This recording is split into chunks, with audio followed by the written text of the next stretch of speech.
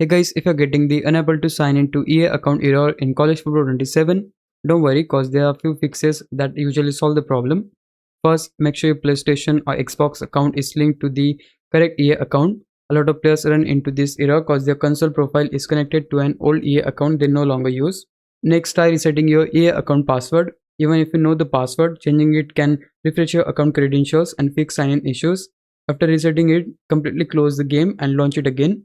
If EA is asking for a verification code, check your spam and junk folders. Sometimes the email arrives there instead of your inbox.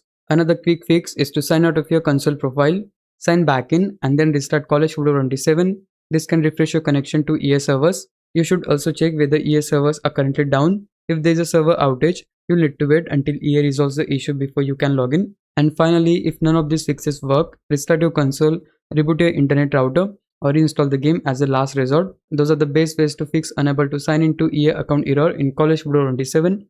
Hope this would help you out. If it did, please leave a like and subscribe my channel. Thanks for watching.